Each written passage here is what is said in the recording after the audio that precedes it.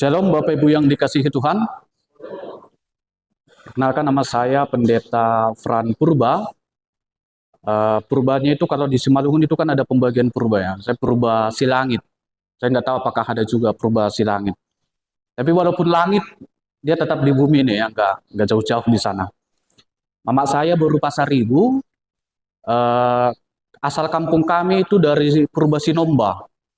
Purba Sinomba itu Saribu Dolok, dia masuk lagi ke dalam. Jadi walaupun sudah sekarang 4.0, mau teknologi canggih, kalau mau ke sana tetapnya harus tanya orang. Kalau tidak tahu ya, karena belum begitu banyak sinyal di kampung kami. Tapi kami dari kecil orang tua sudah tinggal di Jawa Tengah, di Brebes, Jawa Tengah. Jadi saya lebih lancar berbahasa Jawa daripada bahasa Batak sebenarnya.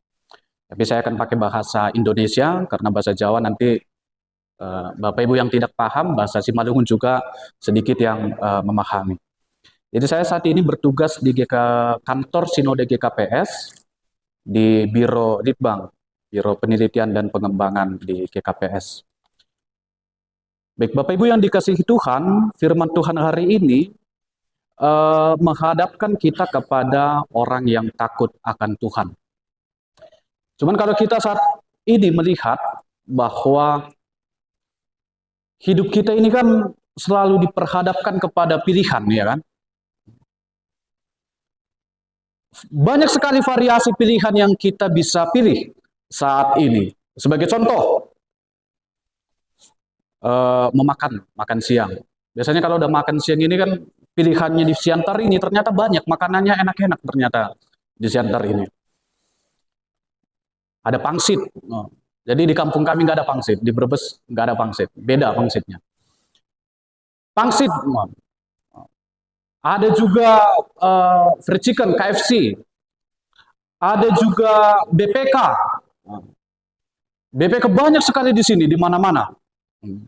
Apalagi kalau hari Minggu seperti ini, biasanya kalau udah jam-jam 11, jam 12, jarang itu BPK yang sepi.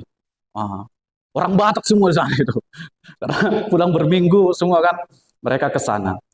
Tapi harus diingat juga bahwa setiap pilihan memiliki konsekuensi. Nggak ada pilihan yang tidak ada konsekuensi atau dampaknya yang harus kita terima. Kalau kita memilih sebagai contoh tadi memakan BPK setiap hari, kita siapkan juga lah simvastatin. Mungkin yang kolesterolnya tinggi tahu itu ya, simvastatin itu biasanya untuk menurunkan kolesterol, atau jus sawi nanas. Nah, itu sering-sering disiapkan. Tapi konsekuensi yang lain juga, dampak dari makanan ini adalah orang menjadi banyak juga karena begitu banyaknya variasi makanan, banyak sekali penyakit, jenis penyakit banyak sekali saat ini. Makanya dulu waktu saya vikaris itu masih SMA kawan saya ini, tapi ubahnya udah banyak sekali. Karena semua makanan sekarang kan isinya apa ya, petsin ya, micin ya, penyedap makanan di mana-mana. Dan sekarang umur-umur 20 sudah seperti 50 tahun. Tapi walaupun ada juga kebalikannya, umur 50 seperti 20 tahun. Karena ke salon dia, cat rambut dia supaya berwarna-warni, baru ada juga anti-aging namanya dia, kalau yang untuk menunda penuaan. Itulah pilihan itu. Pilihan yang lain adalah karena teknologi, sekarang belanja juga bukan hanya konvensional atau yang tradisional. Tapi sekarang belanja juga sudah modern. Kalau dulu belanja hanya kita tahu mau beli perlengkapan, itu ke pajak koras, ke perluasan, atau ke toko-toko. Sekarang ada Sujuya, ada Ramayana, dan lain sebagainya. Tapi sekarang, karena kemajuan teknologi, kita diperhadapkan pada sebuah pilihan yang baru. Belanja tanpa keluar rumah, ya kan? Kita bisa berbelanja tanpa harus keluar. Aplikasi banyak, ada Shopee, ada Lazada, dan lain sebagainya. Makanya masih awal bulan tiba-tiba uang sudah habis. Ya. Karena tiap hari ada yang teriak, paket bu, katanya. Masuk dia. Tapi itu konsekuensinya yang harus diterima ya, kalau dilakukan. Dan itulah pilihan-pilihan dengan segala konsekuensi. Bahkan dalam kehidupan Kristiani, dalam teks ini, Yosua dia tidak memaksa, tapi memberikan pilihan. Mau kepada siapa? Mau beribadah kepada Tuhan atau kepada Allah yang lain? Allah nenek moyang yang berada di seberang sungai Efrat tersebut. Yosua dengan jelas di sini dalam ayat 15 mengatakan, tetapi aku dan seisi rumahku, kami akan beribadah kepada Tuhan. Inilah yang dipilih oleh Yosua. Dan dia tahu bahwa konsekuensi yang harus diterimanya ketika dia memilih beribadah kepada Tuhan, yaitu adalah dia harus takut kepada Tuhan. Dia harus tulus ikhlas dan juga setia kepada Tuhan. Dan saya yakin juga ketika kita sudah memilih beribadah pagi hari ini datang ke sini, berarti kita juga harus mengikuti apa yang Tuhan inginkan. Kan sudah kita pilih ini kan, walaupun nggak tahu perjalanan dari rumah prosesnya seperti apa. Dulu saya ingat setiap kali kami mau berangkat ke gereja, mama sama bapak ini seringkali lama dialognya di rumah. Kebetulan gereja kami itu cukup jauh, jadi berbus, tapi gereja kami itu di Tegal. Jadi 1 jam perjalanan, sudah beda kota. Masuk jam 10, tapi jam 9 sudah mulai ribut ini. Karena laki-laki biasanya simple, cepat, tapi perempuan dia harus ada prosesnya. Rambutnya lagi, sasaknya diperbaiki, kemudian kan ada yang merah-merah di perempuan itu ya.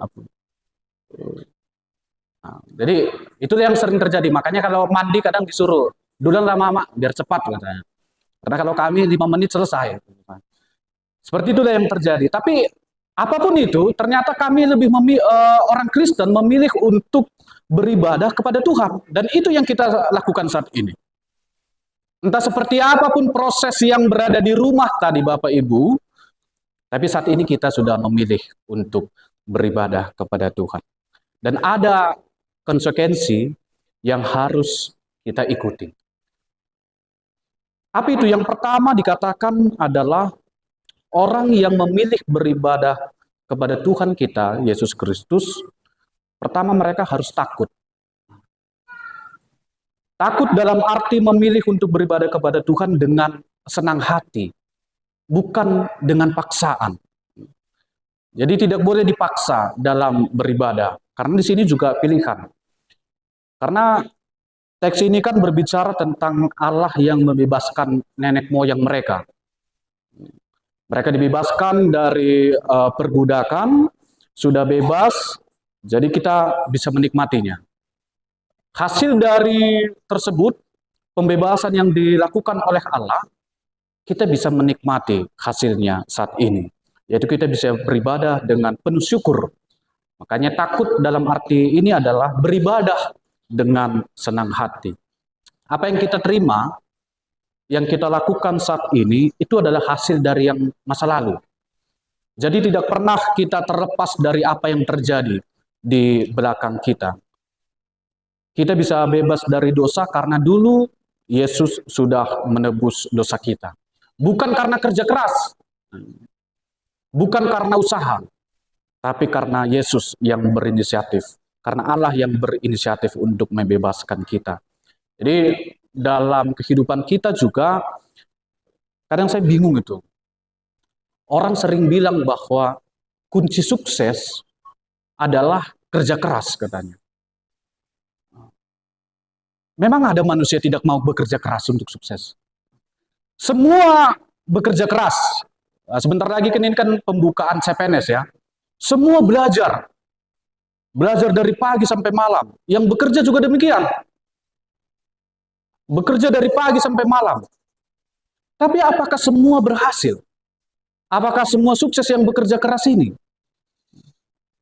Belum tentu juga. Jadi semua ternyata segala sesuatu yang kita kerjakan haruslah berlandaskan doa dan kita serahkan kepada Tuhan. Bagaimanapun ceritanya, kalau Tuhan belum memberkati, ya belum.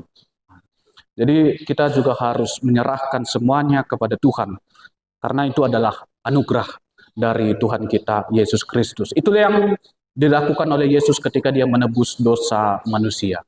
Dan itu juga yang dilakukan oleh Allah ketika membebaskan bangsa tersebut. Bertahun-tahun lamanya mereka diperbudak, Allah berinisiatif untuk membebaskan umat Israel. Itu yang pertama. Yang kedua, yang harus kita lakukan adalah kita harus sebagai orang-orang yang bebas perlu untuk tulus ikhlas kepada Tuhan. Apapun yang kita lakukan haruslah dengan sepenuh hati. Jangan ada kepura-puraan. Tidak boleh ada kepura-puraan di dalam Tuhan. Ketemu sama manusianya, kita sesama manusia, itu bisa kita berpura-pura tanpa tahu kan. Apalagi sekarang kan media sosial itu sebenarnya kan banyak juga kita bisa berpura-pura di sana. Media sosial itu kan ada Facebook, Instagram, X, dan juga ada WhatsApp juga. Nah, jadi media sosial di sana kita bisa berpura-pura. Makanya hati-hati dalam bermedia sosial karena terlalu banyak kepura-puraan di media sosial ini. Contohnya, berfoto bersama itu tidak akan diupload ketika dirinya bagus, yang lain jelek, tidak persoalan. Yang penting dirinya bagus. Dan biasanya orang kan sebelum upload dia diedit dulu setengah mati dia kan. Diedit dulu, kalau dia agak besar diperkecil, kalau kurang terang diterangkan, kemudian sesudah pakai filter dan lain sebagainya, barulah dimasukkan ke media sosial. Itu kan tidak nyata. Jadi media sosial itu penuh dengan kepura-puraan. Dan media sosial juga sebagai salah satu media yang penuh kepura-puraan, kita bisa melihat dari komentar-komentar orang. Bisanya seseorang mengupload sedang jalan-jalan di Parapat, di Kaldera, atau di Balige, padahal hanya mengupload aja nih dia.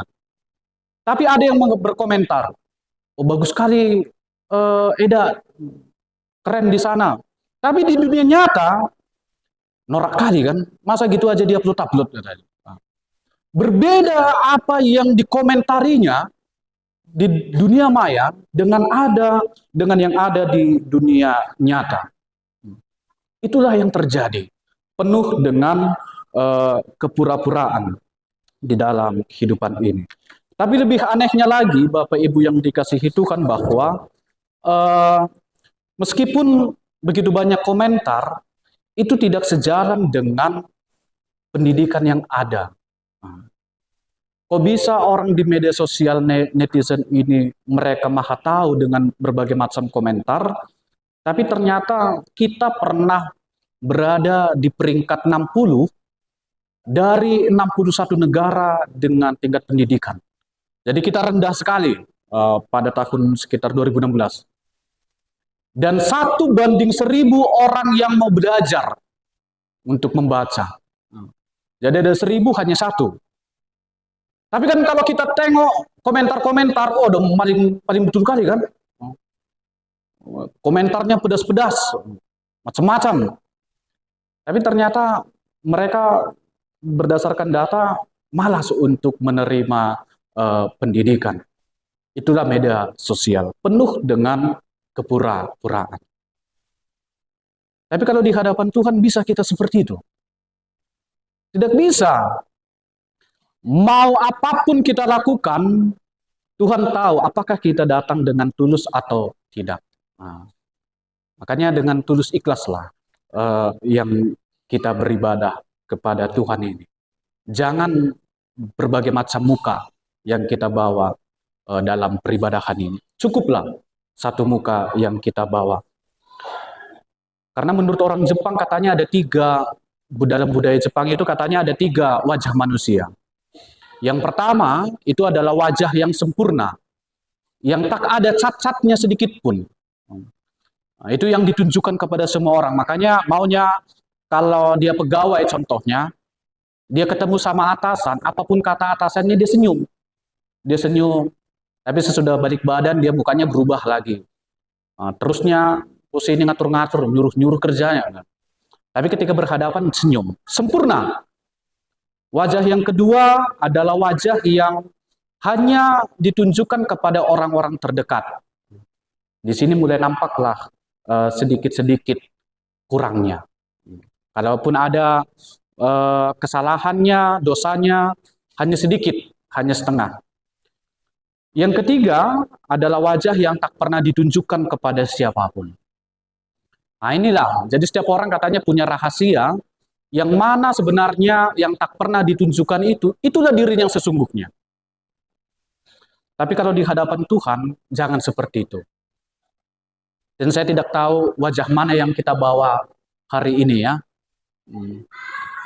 Tapi semoga semua karena sudah ditebus Kristus, wajah Kristuslah yang kita bawa di dalam kehidupan kita ini. Itu yang kedua. Yang ketiga, orang yang sudah memilih untuk beribadah kepada Tuhan, dikatakan mereka harus setia. Harus menjadi orang-orang yang setia. Dan kesetiaan saat ini harganya sangat mahal. Mahal sekali harga dari sebuah kesetiaan. Dalam teks ini Yosua melihat bahwa ada pilihan kepada ilah-ilah yang lain. Tapi meskipun banyak pilihan, dia memilih untuk setia. Dia memilih untuk setia kepada Allah, bukan kepada ilah-ilah yang lain. Dan saat ini ilah-ilah yang lain sangat beragam. Banyak sekali tawaran-tawaran kepada kita untuk tidak setia. Salah satunya adalah relasi atau dalam hubungan sebuah rumah tangga. Bapak Ibu yang dikasihi Tuhan, saya baca dari Kompas bahwa dari Badan Pusat Statistik Negara, tingkat perceraian setiap tahun meningkat. Pada Februari 2024, perceraian di Indonesia tahun 2023 mencapai 463.654 kasus. Naik 10,2% dari tahun sebelumnya. Bayangkanlah tingkat perceraian sebegitu banyaknya. Jadi setiap hari minimal ada satu orang yang bercerai.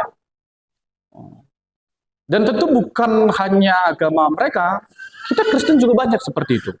Banyak terjadi seperti itu. Salah satunya faktornya adalah karena perselingkuhan. Karena selingkuh itu kan sekarang sangat mudah ya. Selingkuh itu sangat mudah sekali akibat dampak dari kemajuan teknologi. Kita bisa chattingan lewat pesan di WA atau di Facebook atau mungkin di WA kita chat dengan orang tanpa ketahuan. Kan tinggal ubah aja namanya kan. Tukang galon, tapi si chatnya beb kan. Itu udah jelas selingkuh itu. Gak mungkin lagi yang lain. Nah, itulah yang terjadi. Perselingkuhan banyak terjadi. Makanya kasus perceraian meningkat. Faktor yang lain juga bisa jadi karena rasa bosan sesudah berumah tangga. Saya tidak tahu, mungkin kita sudah lebih ada 5 tahun, 10 tahun ya, 15 tahun, 20 tahun yang berumah tangga. Bisa jadi terjadi perubahan. Salah satu yang paling tampak adalah perubahan secara fisik. Mungkin dulu menikah karena begitu cantiknya inang ini. Ibu ini begitu cantik waktu masih muda. Masih cantik, masih 50 kilo. Tapi sesudah 20 tahun kok 150 beda. Dibandingkan fotonya dengan foto waktu menikah, siapa ini? Berbeda. Ya itulah perubahan yang terjadi. Tapi jangan bosan karena hal tersebut. Kalaupun ada konflik di dalam rumah tangga, justru itu baik katanya. Katanya konflik itu memiliki dua sisi dalam bahasa Cina, yaitu Wei dan juga Qi. Konflik bisa mengarah kepada kehancuran karena konflik akhirnya bercerai. Tapi konflik juga bisa mengarah kepada peluang atau kesempatan. Karena konflik akhirnya mereka belajar untuk bertumbuh bersama. Jadi konflik itu baik.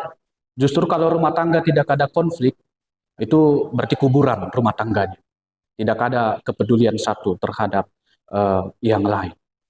Jadi haruslah kita menjadi setia di dalam kehidupan ini. Kalaupun banyaknya pergumulan di tengah-tengah kehidupan kita, terlebih dalam relasi, di dalam berumah tangga, ingatlah janji waktu menikah. Kan waktu menikah kan sudah ada janji pernikahan itu kan. Kalau di GKPS itu ada janji pernikahan ketika pendetanya bertanya, ucapkanlah janjimu. Baik ya, saya mau mengasihi bersama dia sampai selama-lamanya. Dan tidak akan menceraikan kalau bukan maut yang memisahkan. Kurang lebih seperti itu. Saya belum menghafalnya juga. Nah, kurang lebih seperti itu. Makanya, relasi yang baik itu ternyata harus sering-sering kita mengucapkan kata maaf dan kata terima kasih. Saya tidak tahu, untuk nasihat ibu, Inang, pernah nggak suami mengucapkan kata maaf kalau berbuat salah atau mengucapkan terima kasih? Pernah nggak? Pernah ya? Kalau istri pernah nggak mengucapkan kata maaf atau terima kasih? Itu penting itu. Walaupun kelihatannya sederhana, tapi itu sangat penting sekali dalam kehidupan ini. Karena itu akan merawat kesetiaan itu. Jadi janganlah tinggalkan yang sudah menemani hanya karena banyaknya pilihan-pilihan di sekitar kita. Allah itu setia sekali kepada kita. Kurang keras kepala apa manusia ini? Manusia itu keras kepala, egois, suka ingkar janji. Entah udah berapa banyak janji kita kepada Tuhan.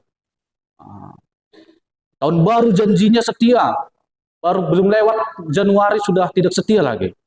Sudah ingkar janjinya. Tapi kan walaupun seperti itu kita, ketika kita datang kepada Allah meminta maaf, dia masih mau menerima kita, kan itunya. Dia setia dengan pilihannya. Oleh karena itu kita juga harus setia di dalam pilihan kita. Setialah, meskipun saat ini banyak sekali tawaran-tawaran berbagai macam, jadilah hamba yang setia. Orang-orang yang setia kepada Allah, menjaga hubungan kita dengan Tuhan, kita juga menjaga hubungan kita dengan sesama. Karena itu Bapak Ibu yang dikasihi Tuhan perlu diingat bahwa kita ini kan orang-orang yang sudah menerima didikan kan. Dari kecil kita sudah dididik oleh Tuhan melalui pengajaran dari Tuhan dari dulu kini sampai selama-lamanya.